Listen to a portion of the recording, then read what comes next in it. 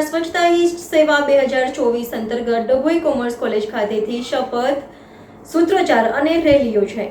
ડભોઈ નગરપાલિકા દ્વારા સ્વચ્છતા હી સેવા 2024 અંતર્ગત ડભોઈ કોમર્સ કોલેજ ખાતે સૂત્રોચ્ચાર, શપથ અને રેલી યોજાઈ। ગુજરાત શહેરી વિકાસ અને શહેરી ગૃહ નિર્માણ વિભાગ ગાંધીનગરની મળેલ આદેશ અનુસાર 2 ઓક્ટોબરના રોજ મહાત્મા ગાંધીજીની જન્મજયંતિની શ્રદ્ધાંજલિ આપવા સમગ્ર ગુજરાતમાં સ્વચ્છતા માટેના જન આંદોલનની ઉજવણીને આહવાન કરવામાં આવેલ છે।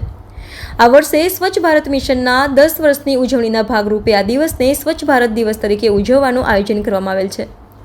સ્વચ્છ ભારત દિવસની ઉજવણીના ભાગરૂપે ભારત સરકાર દ્વારા સ્વચ્છ ભારત મિશન તારીખ 17 સપ્ટેમ્બર 2024 થી 2 ઓક્ટોબર 2024 સુધી સ્વચ્છતા 2024 પખવાડિયાનું આયોજન કરવામાં આવેલ છે, જે અન્વયે ડભોઈ નગરપાલિકા દ્વારા પણ સ્વચ્છતા ઝુંબેશ હેઠળ દરરોજ વિવિધ પ્રકારના કાર્યક્રમોનું આયોજન હાથ ધરવામાં આવેલ છે।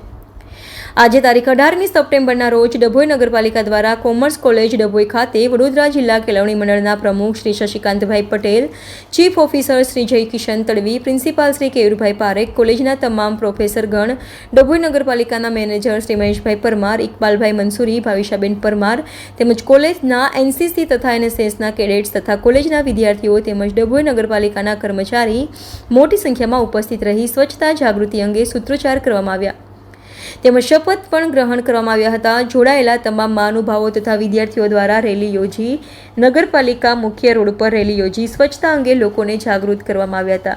આજના કાર્યક્રમ દ્વારા લોકોને પોતાના ઘરની આસપાસ, મહોલ્લામાં તથા સમગ્ર ડભોઈ શહેરમાં સ્વચ્છતા રાખી સ્વચ્છ ડભોઈ, સ્વસ્થ ડભોઈ બનાવવા હાકલ કરવામાં આવી હતી। ડભોઈ નગરપાલિકા વિસ્તારમાં જે સરકારશ્રી દ્વારા અત્યારે કાર્યક્રમ લોન્ચ કરવામાં આવ્યો છે, સ્વચ્છતા હી સેવા 2024, તેના અંતર્ગત 17મી સપ્ટેમ્બરથી વિવિધ કાર્યક્રમોનું આયોજન કરવામાં આવે છે।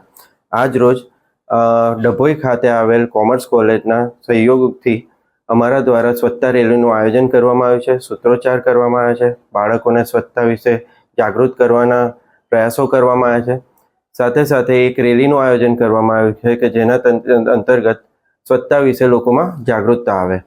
સાથે સાથે શહેરના નાગરિકોને પણ મારી નમ્ર વિનંતી છે કે સ્વચ્છતાને પોતાની અંગત જવાબદારી સમજી ને પોતાના જીવનમાં એને વણે અને એને એક પ્રેક્ટિસ તરીકે રોજે રોજ નિભાવે।